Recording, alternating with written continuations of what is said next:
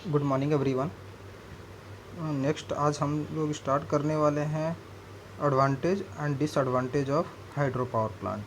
मतलब उसके मेरिट्स और डिमेरिट्स क्या है उसको देखेंगे। ठीक है, तो सबसे पहले आपको ये बात पता है कि हाइड्रो इलेक्ट्रिक पावर प्लांट क्या होता है और ये किस तरीके से वर्क करता है। मतलब कि इसके लिए आपको क्या क्या चीज़ें चाहिए। ठीक है, तो अगर ये सारी चीज़ें आपको पता है, सारे कंस्ट्रक्शन, देन हम आगे इसके ऑपरेशन करने के बाद, इसको यूज में लेने के बाद हमारे पास क्या क्या इसके एडवांटेज मिलते हैं और क्या डिसएडवांटेज मिलते हैं वो देखते हैं। ठीक है, और आपको ये बात भी पता होगा कि hydro electric power plant among all other power plant ये सबसे ज़्यादा एफिशिएंट वर्क करता है। ठीक, तो ऑब्वियस सी बात है कि इसके एडवांटेज भी बहुत हमारे पास ऐसे होंगे जो कि काम के हैं। मतलब हमारे नंबर ऑफ़ एडवांटेज इस प्लांट के यूज़ करने से ज़्यादा से ज़्यादा होंगे। ठीक है, तो देखते हैं क्या है।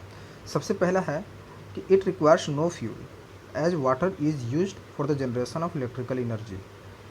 आप देख सकते हैं कि हाइड्रो इलेक्ट्रिक पावर प्लांट के अंदर फ्यूल के लिए आपको किसी भी तरह का आपको कोयले जैसा फ्यूल या जो ऐसे फ्यूल जो कि हमारे स्मोक प्रोड्यूस करे, ऐसा कोई भी फ्यूल यूज़ नहीं होता है। इस वजह से हम ये कह सकते हैं कि ये जो है it is quite neat and clean as no smoke और एस इज प्रोड्यूस्ड, है ना। बिल्कुल क्वाइट नीट एंड क्लीन रहता है। ठीक है, तो इस तरीके से आपको एयर पोल्यूशन वाले प्रॉब्लम से बच सकते हो आप। जो भी डेंजरस गैसेस रिलीज होते हैं स्टीम पावर प्लांट के अंदर में, तो उन सब से आप बच सकते हो। जैसे न्यूक्लियर के अंदर क्या प्रॉब्लम होता है, रेडियो एक्टिविटी का, और स्टीम के अंदर होता है एयर पोल्यूशन का, तो इसके अंदर वैसा कोई केस नहीं होता। तो ये हमारे लिए अच्छी बात है। नेक्स्ट है, it requires very small running charges because water is a source of energy which is available free of cost. Clear सी बात है, स्मॉल रनिंग चार्ज हो जाता है इसका because of water, because of water as a source of energy. इसके लिए जो सोर्स ऑफ एनर्जी कौन सा है, वाटर, जो कि हमारे लिए अवेलेबल फ्री ऑफ कॉस्ट होता है। तो इस वजह से हमारा जो रनिंग कॉस्ट हो जाता है इसका कम हो जाता है। ठीक, तो आपको जब बोलूँ मैं रनिंग कॉस्ट, तो आप ये समझना कि रनिंग जब वो आप कंस्ट्रक्ट हो चुका है बिल्डिंग इसके बाद का। अगर मैं बोलूँ कैपिटल कॉस्ट, तो आप समझना कि उसको कंस्ट्रक्ट करने में, उसको इरेक्ट करने में जो चार्ज लग रहा है। तो दोनों डिफरेंट डिफरेंट थिंग है। किसी में रनिंग चार्ज कम होता है तो उसका कैपिटल कॉस्ट हाई होता है, जैसे ये हाइड्रो पावर प्लांट ही कह लो। तो आपको ये चीज़ को मेंशन करना होगा अपने माइंड के अंदर ठीक से कि किसका रनिंग चार्ज हाई होता है, किसका कैपिटल कॉस्ट हाई होता है। कई बार वो पूछ लिया जाता है कि रनिंग चार्ज किसका हाई है, तो आप कैपिटल कॉस्ट के रिस्पेक्ट में आंसर दे देते हो, तो उससे वो फिर आंसर गलत हो जाएगा। ठीक है, तो इस बात को आप थोड़ा ध्यान रखेंगे। रनिंग चार्ज इसका हाई होता है, सॉरी ये लो होता है, because of source of energy is used as a water which is free of cost. ठीक है, नेक्स्ट पॉइंट है, it is comparatively simple in construction and requires less maintenance. तो इसका कंस्ट्रक्शन भी हम देखें तो बहुत ज़्यादा पेचीदा टाइप का नहीं होता है, बहुत ज़्यादा ऑक्सिलरी का इस्तेमाल नहीं होता है, बहुत ज़्यादा प्लांट्स का इसके अंदर नहीं बैठाया जाता है, जैसे आपको स्टीम पावर प्लांट के अंदर बनाया जा रहा था। अलग अलग वर्किंग के लिए अलग अलग प्लांट बैठाना पड़ता है, बट इसके लिए ऐसा कुछ भी नहीं है, यह सिंपल इन कंस्ट्रक्शन होता है। और मेंटेनेंस भी इसका कई सालों के बाद दोबारा करने की ज़रूरत पड़ती है। ऐसा नहीं है कि बहुत रैपिडली, बहुत ही कम कम समय पे इसको मेंटेन करने की ज़रूरत है। तो मेंटेनेंस भी इसका बहुत कम मांगता है ये। ठीक है, मतलब एक बार अगर आप डैम को बना लेते हो तो वह ऑलमोस्ट 60 to 70 ईयर्स के लिए मतलब वो सही हो जाता है, उसके बाद ही उसको फिर मेंटेनेंस की ज़रूरत पड़ती है। ठीक है, नेक्स्ट पॉइंट है, it does not require a long starting time like a steam power station. ठीक है, in fact such plants can be put into service instantly. देखिए इस पॉइंट को आप समझना कि इसमें आपको जो हाइड्रो पावर प्लांट होता है ना, उसको स्टार्टिंग टाइम जो होता है, मतलब कि इसको स्टार्ट करने के लिए प्लांट के लिए बहुत ज़्यादा टाइम नहीं लगता है जिस तरीके से स्टीम पावर प्लांट में लगता है। तो इस वजह से इसको हम लोग वर्किंग के लिए बहुत ही जल्दी ले आ पाते हैं। इसी वजह से यह प्लांट पीक और बेस दोनों के लिए इस्तेमाल होता है। पीक लोड के लिए भी और बेस लोड के लिए भी, दोनों के लिए जो प्लांट इस्तेमाल होता है उसको बोलते हैं हाइड्रो पावर प्लांट। ये मोस्ट इम्पोर्टेंट क्वेश्चन है, क्योंकि कई बार इसमें पूछा जाता है पीक लोड के लिए और बेस लोड के लिए, दोनों ही लोड टाइप के लोड के लिए कौन सा प्लांट यूज़ किया जाता है? तो हाइड्रो पावर प्लांट। वरना पीक के लिए अगर बात करोगे तो उसके लिए आपको डीजल पावर प्लांट हो गया, आपको जितने भी सोलर प्लांट हो गए, ये सारे जो हैं पीक लोड के लिए। जबकि बेस लोड के लिए आपका यूज़ होता है steam power plant, nuclear power plant, ये सारे प्लांट हो गए बेस लोड के लिए यूज़ करने के। मगर दोनों लोड के लिए इस्तेमाल कौन सा प्लांट करता है? तो उसके लिए आपको हाइड्रो पावर प्लांट याद रखना है, ठीक है। ये मोस्ट इंपॉर्टेंट क्वेश्चन है, पूछा जाता है। नेक्स्ट है, it is robust and has a longer life. Robust होता है और इसकी रोबस्ट का मतलब समझ ही रहे हो कि बहुत ज़्यादा अच्छा टिकाऊ होता है, और ये इसका लॉन्गर लाइफ भी बहुत ज़्यादा समय के लिए बना रहता है, ठीक है। नेक्स्ट पॉइंट है, such plant serves many purpose in addition to the generation of electrical energy, they also help in irrigation and controlling floods. आप देखते होंगे कि कई बार फ्लड आने का संभावना होता है, और डैम अगर उस जगह पर क्रिएट कर दिया जाता है तो फ्लड कम हो जाता है, वहाँ पे फ्लड को रोका जा सकता है। तो यह एक इम्पॉर्टेंट पॉइंट हो जाता है कि डैम कंस्ट्रक्ट करने से हमारा केवल इलेक्ट्रिसिटी ही प्रोड्यूस नहीं हो रहा, उसके साथ साथ आपका डैम जो है फ्लड को भी कंट्रोल कर रहा होता है, और जो वाटर वहाँ से रिलीज होते हैं उसको हम लोग इरिगेशन के लिए भी इस्तेमाल करते हैं।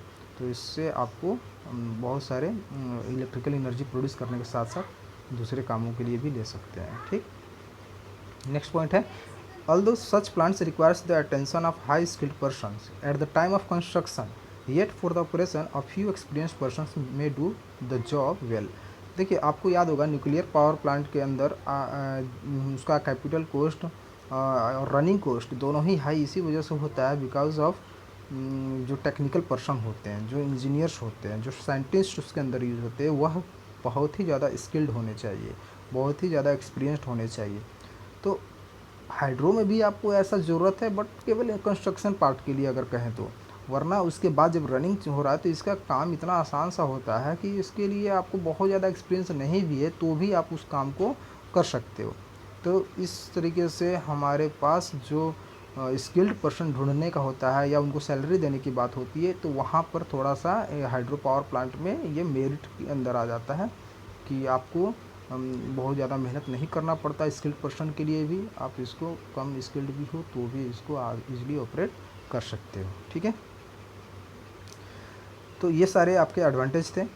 अब देखते हैं, जब किसी भी चीज़ का एडवांटेज होता है तो उसका डिसएडवांटेज भी होता है। कोई ऐसा चीज़ तो है नहीं कि आपको परफेक्ट मिले, है ना। तो नेक्स्ट हम देखते हैं डिसएडवांटेज क्या क्या है इसके अंदर। तो पहला तो यही कि आपका कैपिटल कॉस्ट हाई होता है। कैपिटल कॉस्ट हाई होने का पीछे रीज़न यही है कि कंस्ट्रक्शन डैम का जब कंस्ट्रक्शन आप करते हो तो उस वक्त बहुत ही ज़्यादा आपका कॉस्ट लग रहा होता है, कॉस्ट इंक्रीज हो जाता है, जिसकी वजह से कैपिटल कॉस्ट ओवरऑल प्लांट का वो हाई हो जाता है, ठीक है। नेक्स्ट पॉइंट है, there is uncertainty about the availability of huge amount of water due to dependence on the weather condition. ये भी एक प्रॉब्लम होता है। हम डैम तो रिजर्वर तो क्रिएट करते हैं कि पानी को इकट्ठा करके रखें, जब पानी की कमी हो जाए तो वहाँ से रिजर्वर से इस्तेमाल करें। लेकिन कभी कभी ऐसा भी होता है कि सूखापन पड़ गया होता है ना, कि बहुत ज़्यादा गर्मी की वजह से जो वाटर था वो बहुत ही ज़्यादा, उसका क्वांटिटी बहुत ही ज़्यादा रिड्यूस हो गया, अप टू द मार्क नहीं रहता है। तो उस कंडीशन में ना ऐसा भी हो जाता है कि बहुत ज़्यादा पानी नहीं हो, बहुत ज़्यादा वाटर नहीं हो, तो कंडीशन की वजह से, वेदर कंडीशन की वजह से, तो ये भी एक कहीं ना कहीं एक प्रॉब्लम क्रिएट कर सकता है इस प्लांट को ऑपरेट करने में, है ना। नेक्स्ट पॉइंट है, skilled and experience hands are required to build the plant, है ना। यहाँ पे बिल्ड करने की बात की जा रही है। जब प्लांट को बनाना होता है तब उस वक्त आपको स्किल्ड और एक्सपीरियंस्ड पर्सन चाहिए।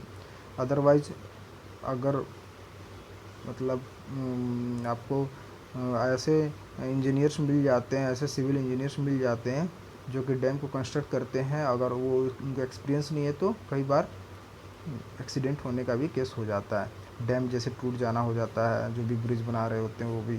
तो उस तरीके का केस ना हो, क्योंकि आपको ये पता है कि ये प्लांट एक बार बना देने के बाद ऐसा बनाना होता है कि वो 50, 60, 70 ईयर्स तक चले एटलीस्ट। तो इस चीज़ को ध्यान में रखते हुए स्किल्ड और एक्सपीरियंस्ड इंजीनियर्स की ज़रूरत पड़ती है। तो यहाँ पर यह हमारे लिए एक तरह का डिसएडवांटेज हो गया, फिर वैसे ही पर्सन अब इसको ढूंढना पड़ेगा, वैसे ही पर्सन को यहाँ पे लाना होगा, उनको हाई सैलरीज देने होंगे। तो कहीं ना कहीं ये प्लांट के व्यू से डिसएडवांटेज हुए, है ना।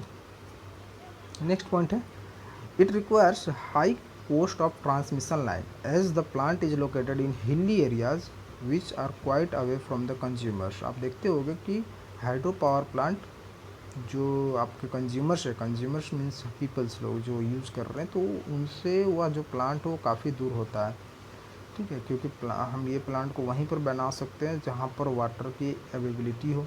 तो इस वजह से यह लोकेलिटी से काफ़ी दूर हो जाती है, और वहाँ से आपको कंज्यूमर तक लाने के लिए, इलेक्ट्रिसिटी को लाने के लिए ट्रांसमिशन लाइन बैठाना पड़ेगा, वहाँ पे कंडक्टर यूज़ करना पड़ेगा, ये टावर इरेक्ट करने पड़ेंगे। तो इन सभी में जो कॉस्ट हो जाता है वह बहुत ज़्यादा हाई हो जाता है। तो ये जो कॉस्ट होता है ये कैपिटल और रनिंग कॉस्ट के अलावा कहलाता है, जिसको हम कहते हैं ट्रांसमिशन कॉस्ट, ठीक है ना। तो इस प्लांट का हाई कॉस्ट ऑफ ट्रांसमिशन होता है, ठीक है। रीज़न वही है क्योंकि ये प्लांट्स कंज्यूमर से काफ़ी दूर अपने हिली एरियाज़ में जहाँ वाटर की अवेलेबिलिटी है वहाँ पे लोकेट होता है, तो ट्रांसमिट करने में आपके जो कॉस्ट होते हैं वो हाई हो जाते हैं, ठीक है। तो इस तरीके से इसके एडवांटेज और डिसएडवांटेज वाले पार्ट हैं, तो आप इसको देख लेंगे। और नेक्स्ट हम स्टार्ट करेंगे कुछ न्यूमेरिकल्स, इस पर देखेंगे कैसे इसके आते हैं, किस तरीके से आ सकते हैं, उसको देखेंगे, ठीक है। तब तक आप इसको कंप्लीट करिए। Thank you.